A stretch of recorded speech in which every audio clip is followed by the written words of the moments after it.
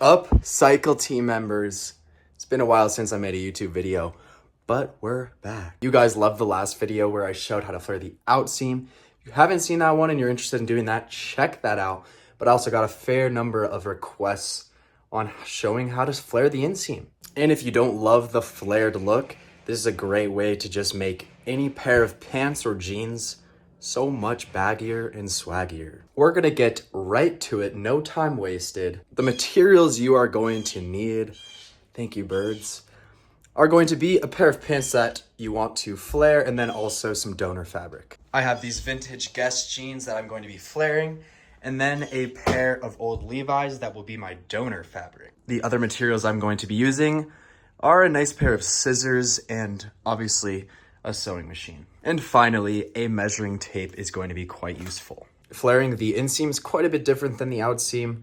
I personally think it's easier, so let's get started. First thing I'm going to be doing is grabbing my scissors and cutting out the entire inseam. So we're doing this to the pair of pants we want to flare. And what I mean by just removing the inseam is removing this bulk seam from the pants. It'll make your life a lot easier. So I'm gonna cut along the right side of this seam all the way around and then along the left side and just completely get this bulk out of there. So I'm just cutting just about right to the right of that stitch line. Once I make it fully around, I'll go right to the left of the other stitch, just getting this bulk off of the pants. This is how we are looking so far. So I cut on that one side of the seam all the way around. Now I'm just going to cut the seam completely off of the pants. This is how we are looking. So you're left with this strap, the old inseam seam, and you can use this for the project. It's a very strong strap, so I would recommend saving it. Not necessary to use in this project, but a cool detail nonetheless. This next step is optional, but if you want it to be as clean as possible, I would recommend it. So this next optional step, I'm going to be releasing the bottom hem of the pants that we're flaring. Now this is optional, but I would recommend it if you want them to turn out as clean as possible. So I'm grabbing my seam ripper, maybe using the pointy end to get the first few stitches, and then using that red knob and just following along this little stitch, making sure to undo the whole hem. So when you use that red knob, it ensures that you don't cut into the fabric, you just get that stitch. Once both of your hems are released, mine had quite a bit of heel bite, but it'll look cool. I'll incorporate it into the design. We are now going to give these a nice press so they lay flat.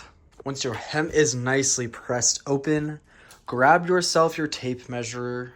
Now we are going to be measuring from this crotch point right here, so where the fabric meets. So not on the seam, but where the two fabrics meet all the way to the end of the hem. So like I said, starting where the fabric meets all the way down. So my measurement was 35.5. Take note of that. And now we are going to look at a little sketch that I did. So this is roughly what the piece looks like for the inseam flare. So on this side, this is more of a flared look. It starts a little bit skinnier, goes wider. This you can also do if you just want them to be baggy, but stay a straight leg. So it's a very simple piece. It's either this trapezoid or a rectangle. My pants taper, so the flared look I think is going to look better. So for either one of these options, you're going to need 2 of this piece. So the top measurement will be anywhere from 2 to 4 inches. That is a basic guideline. What's most important is the side measurement. So that'll be the inseam length. Mine was 35.5 inches. And then I add about 1 to 2 inches for ease. Then this bottom measurement is pretty much whatever you want. You can go as wide as you want on the bottom. I'll let you know what I end up deciding. Finally, we have a little 1/2 inch of seam allowance on the top, because you're going to need 2 pieces, but we are going to connect them at the top. All right, so now I'm going to grab my donor fabric and start drawing out my shape. But if you do want to pause it here and look at that, decide the measurements, please do. I've got my donor fabric and I also drew out what my flare piece is going to look like. So I'm going to go quite wide with 20 inches at the base. And I added 1 inch of ease to my inseam length. So my piece will be 36.5 inches long and then 20 inches wide at the bottom and 4 inches at the top. Also, don't forget about that 1/2 inch of seam allowance on the top for when we connect the two pieces together. And finally, I forgot to mention this, it's not absolutely necessary, but you'll see at the bottom here, I went straight down instead of continuing that angle. I'm only gonna do this for about 1 inch or 2, and that'll make it much easier to sew the hem. But like I said, not absolutely necessary. I'm going to be drawing my flare piece straight onto the denim with some tailor's chalk. You could pattern this, but typically the measurements are different every time for me, so I just draw it onto the fabric. I'm gonna do one, cut it to the right size, and then just use that for the second piece. Before I start drawing, I'm going to give my fabric a nice little iron. So since my inseam is so long, I had to add a little bit of fabric at the top, but typically you shouldn't have to do that. This is a very long inseam. So if you wanted to do this as a pattern, just do the same thing I am doing on the actual fabric on a piece of paper. First things first, we are going to be drawing in this line, so that will be at the bottom of the pants. So mine is 20 inches. I'm using tailor's chalk, which comes off, but if you choose to use a pen or pencil, which will work fine, just do it to the wrong side of your fabric. Once I have my line drawn in, I'm going to be marking the center point, so that is 10 inches for me. Now, once you have that center point drawn in, I'm going to be marking a long line that is the length of my inseam. So mine is 36.5 inches, quite long. So we want this line from the center point to be going straight up from this baseline. So what I'm gonna do is put it on my measurement of the inseam, put a little mark at where it ends, and then I'm going to use a straight edge from the center point so I draw my line nice and straight, perpendicular from this bottom line. Now that this line is drawn in, I'm going to be drawing in the top of my flare piece, which is 4 inches. We want that to be nice on the center of this line. So I'm gonna go 2 inches this way, 2 inches that way. Alrighty, so I have that top drawn in. That is the top of my flare piece. And now I'm going to be drawing a line straight down on either side of this top piece, perpendicular, hitting this line, and you will see why. This is how we are looking. So I have that bottom measurement, then the length of my inseam in the middle, that top measurement, and then a line coming down, straight down from both of the sides. Now I'm going to grab my measuring tape. I'm going to put my finger on the length of my inseam. And so now you'll see with this guideline, we can make it so our slanted lines, starting at the end of the bottom here, our slanted lines will hit right at 36 inches and it will be perfectly 4 inches apart. So I'll do that. I'll mark my inseam measurement slanted on this side, landing at the end of the bottom line, and I'll do the same thing for this side. So all I'm going to do is, like I said, put my finger on that inseam length, put that right to the end of my bottom line, stretch it up, and where it hits perfectly on that line, I will put a little mark, and then I will use my straight edge to connect these points. Now you can use your measuring tape if you'd like to draw in this line, but a little trick I use is I'll put my rulers together and then I can just line that up and have a nice straight edge to follow along. So once you do that to your first side, do that to your second side. This is how we are looking, and where both of these slanted line ends, we'll draw in our new top point. So that should measure exactly to what it was, 4 inches. Now from this new top line, we're gonna add in our 1/2 inch of seam allowance real quick. Boom. Now at the bottom where it's pretty pointy, I'm going to straighten it out. I'll do 2 inches. And like I said previously, that just makes it so the hem is much easier to sew. So I'll do that to both sides, just making sure it's perpendicular from this bottom line, about 2 inches.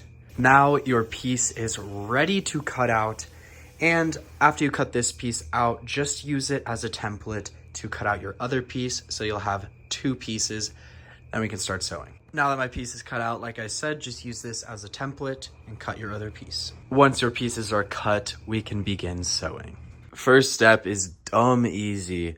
Just gotta put our pieces good sides together and sew this top at a 1/2 inch. Now that the top is sewn together, I'm going to finish this edge with a serge or just do a nice little zigzag.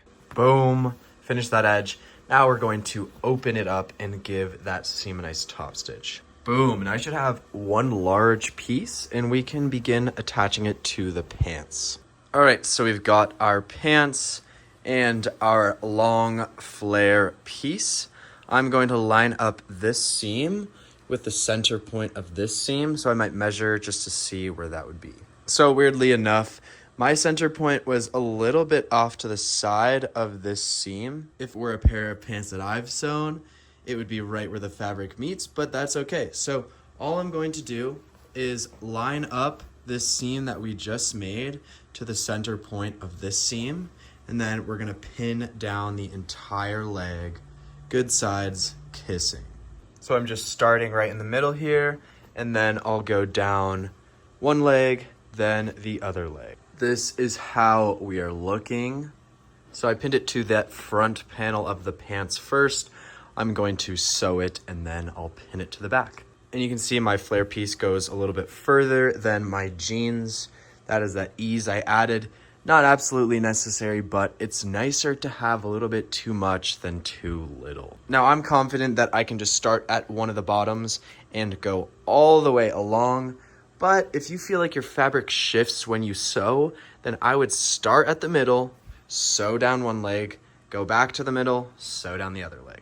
But yeah, hit this with a nice straight stitch. I'm going to be doing mine at a 1/2 inch. Also, I already made a video on Instagram how you would go about doing this, so go check that out or let me know if I should do a full denim repair video. Once your flare piece is attached, you can run it through your surgical device or hit it with a zigzag, and then we can connect it to the other side. This is how you should be looking. So we have that flare piece connected just to our front piece. We still have a wide open pair of pants.